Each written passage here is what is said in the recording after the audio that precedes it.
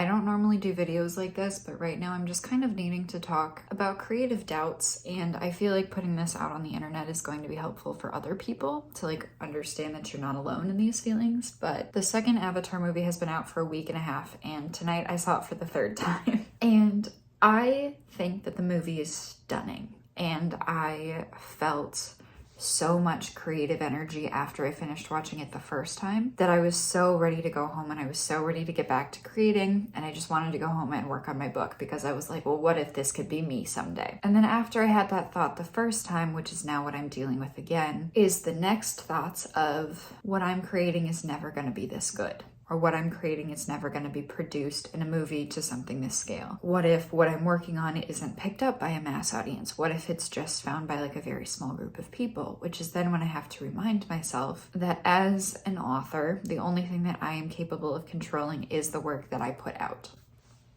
Which is great until you start getting in your head about it, about like, even if only 1 to 10 people read my book, if one person really likes it, then it's a success. And if I'm happy with it, then it's a success. I feel like that's the more important part. And like, it's not up to me to figure out what audience my book finds, whether or not it's a large audience, whether or not it's more than one book. Like, that's not up to me. For the most part. You basically start with one book. You get one chance with traditional publishing. Sometimes, assuming you even get that first chance. And then it is just something that's out there, and then it's based on how many other people read it, whether or not a publisher is going to give you another chance. And so I was just like thinking about this and just getting very in my head looking at something like Avatar, which is so beautifully done, and I really love the world that it's in and everything. And then of course I fall into that negative spiral of like, oh well, every idea has been done, every idea has already been had, it's already been produced, it's already been written. To which then I also try to remind myself, well yes, but each person has their own take on it. So even though, you know, an invasive alien species has already been done, it's been redone by James Cameron in this way that's really, really beautiful. And there's still a lot of room for the personal creativity and interpretation that comes into creating something like that, or any kind of story, where the personal experience that you have, that I have going into creating a story, matters a lot in what the story eventually becomes. Because even if somebody else had had the idea for Avatar, it would not have turned out the same. And I have to keep reminding myself that. Like, I think that it's just really beautifully, like, the right place, the right time, with a huge production budget, mind you. I looked this up after the movie, but Avatar: The Way of Water is the 4th most expensive movie ever created, and 2 of those were Avengers movies, and then one of them was a Pirates of the Caribbean movie, and I think that was the most recent one. So huge movie franchises that have had a following for a long time. Like, you know, Avengers was built up to by Marvel. Pirates of the Caribbean has been around forever. The first Avatar even came out like 10 years ago. And then this movie was just released and they're working on the next 3. And so then that's also something that I need to realize, is that like, I am one person working on a story. Okay, let's also rewind. I also need to remember that this movie is not his first. I Googled it and the internet says that he has made at least 43 movies. So that is like comparing a sapling to a full-blown oak tree. Or at this point, even like a seed. James Cameron had a lot of success before Avatar too. He is a huge filmmaker. And again, in me making this video, I'm just talking out loud trying to process through this. I am 25 years old. There's still so much time for me to write really good stories that are found by the audiences that should find them. And I should not get down on myself. I have accomplished a lot in my creativity, and I know that that's only the beginning, and I am capable of accomplishing a lot more. And every time I catch myself in like a negative spiral and I try to counter with a positive, it's totally something that my therapist would tell me. Something else is that like, I've had a couple Instagram DMs recently that always kind of psych me out, but I try to be helpful, of people being like, I haven't come up with a book idea recently. I'm scared I'm done. Like, I'm scared I'm out of ideas. I'm never going to come up with another one. But then after watching a movie like Avatar, I get into the headspace of, what if I can't come up with another idea after what I'm working on? What if I can't come up with the idea that would like launch my career?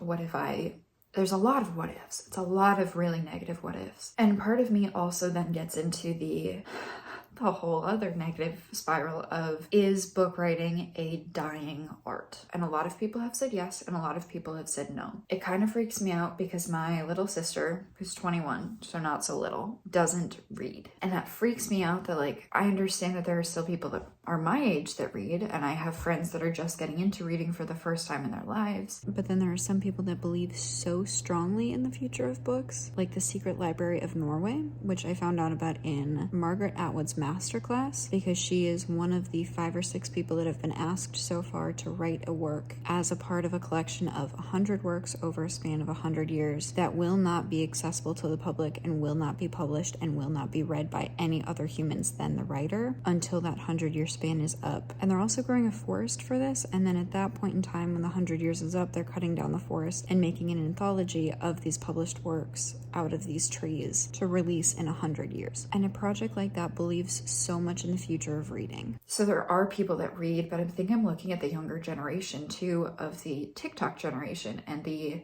just constantly consuming shorter form media where people don't have the patience to sit down and read a book that's going to take them 8 to 15 hours, depending on your reading speed and depending on the length of the book. And things like this make me wonder if I'm even in the right space, because sometimes I feel like I shouldn't be. As I'm sitting here in front of the Christmas tree, this is editing Sarah, and so my comment about the future library of Norway is now after I've already had all of these other more negative thoughts about the shorter attention spans, that there are some people that really strongly believe that reading's never gonna go away. Because yes, I can feel emotions when I'm reading a book, but I think that there's something about a visual or an audio form of storytelling, like a movie or a TV show or music, that is so powerful. And I think it's a lot of the visuals, and I think it's a lot of like the sound and the music and the score that can be put onto a movie that helps trigger some of those emotions. And so it's not that writing can't achieve those things. It's not like writing can't make people feel things, because it absolutely does. I just get really in my head about this, because then there's also the other side of like bad movie and TV show adaptations from books, because a lot of them have not been stellar. Some of them have been decent when they have really large budgets, and even some movies and some adaptations with really large budgets don't turn out well. And then I have to remind myself again about all of this, is that like I cannot control the outcome. I have to control the effort that I put into this. And whatever outcome I choose to put into it then is what I can be proud of. Because whether or not a book becomes a big success, whether or not a book gets picked up by a traditional publisher and does well,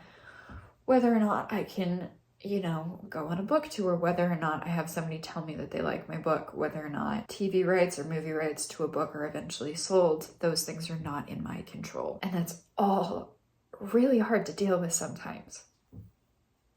And this might be a little bit because I'm a perfectionist and I want to know where things are going and I want to know what the outcome is going to be. And it's so weird to go see a beautiful movie, a beautiful piece of art, and then suddenly doubt my creative ability. Because when the movie starts, you're like getting sucked into the world, you're like super amped to be there, and then you get further into the movie, and then the movie ends, and then I was just sitting there and I was like, what if I can never achieve something like this?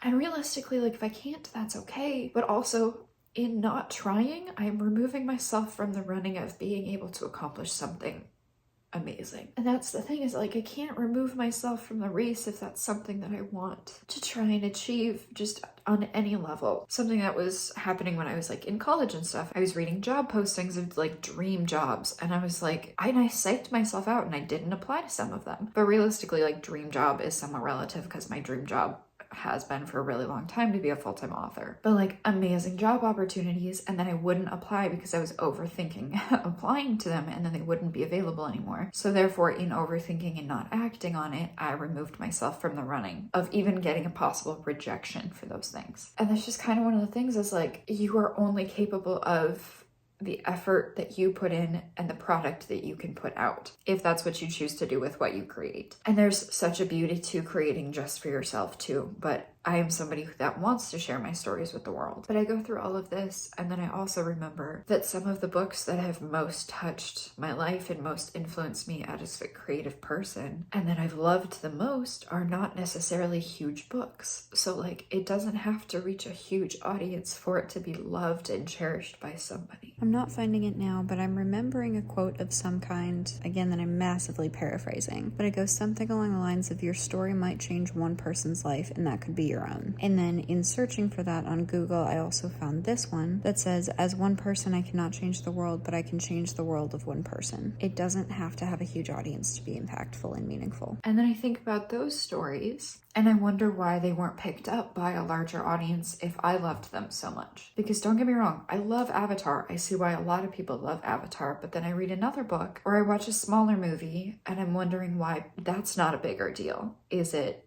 because of the, like, it's either $250 million or $350 million movie budget, and all the huge TV shows and everything typically have pretty big budgets, and a lot of the really big published books are often put out by really big publishers and then backed with a lot of marketing money, is that there are still a ton of smaller stories that matter and sometimes matter more. I don't know if I'm making sense. I really hope I'm making sense. But I'm just kind of trying to remind myself that, like, I don't have to be like the absolute best to be a success. This is also a time where my therapist would remind me to, like, try and remind myself how I define success, which is things like time freedom, which I got from leaving my last job. It's things like being able to travel and spend time with my family. I went and watched Avatar with my family tonight. I'm spending Christmas week with my family. It's getting to do what I want with my time, which is hiking and writing. It's getting to do what I'm passionate about and getting to fuel those passions and having the time to fuel those passions, which again is writing and hiking. And so realistically, like, I am successful by my definition.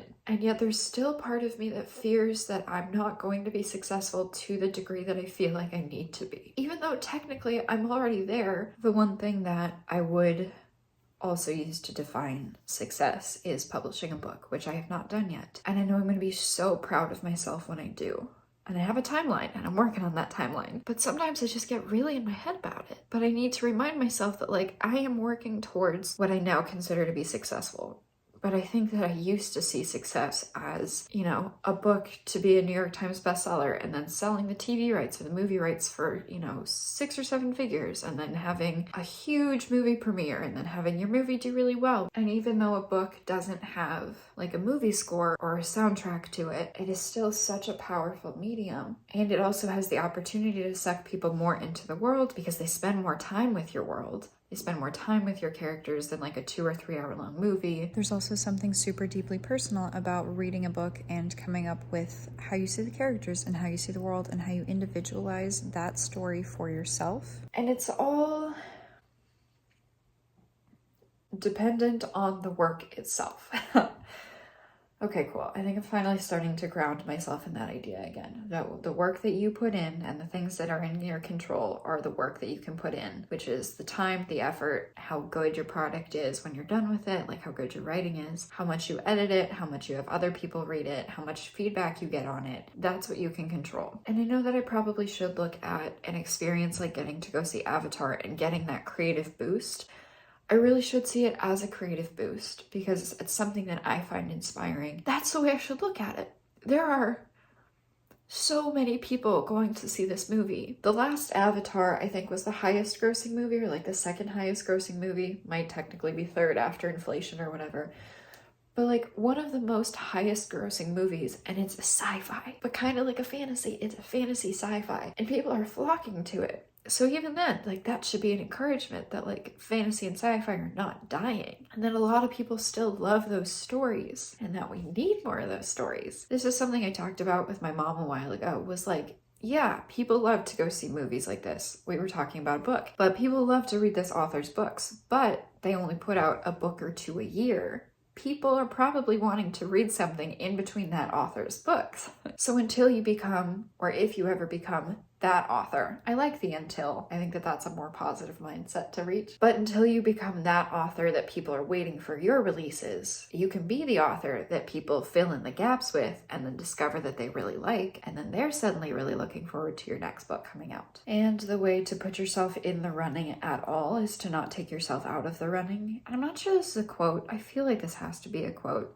but I'm obviously paraphrasing because I don't remember it. You have to prepare yourself for when opportunity arises so that then you can get lucky, or something like that. It's not that luck stumbles upon your doorstep, it's that you have to prepare yourself, you have to put in the work so that when the opportunity arises, you can be the one that gets lucky. I think I'm feeling much calmer about this idea now because I have basically brought it all back to that idea of only being able to control the work that you can put in and not necessarily the outcome that comes from it. Okay, well, I would love your feedback on this down in the comments below if you've ever felt like this and how you got through it, or if you agree with that kind of idea of only just being really responsible of the work that you can put in and the things that you can control. Thank you guys so much for watching this video. I don't make videos like this very often, but I felt like this was important for me to sit down and try and talk through for myself, and also put this out there if anyone else needs it. Well, thank you so much for watching. I'm Sarah LeBrat. Like and subscribe if you want to see more. I'll see you guys in the next video. Bye.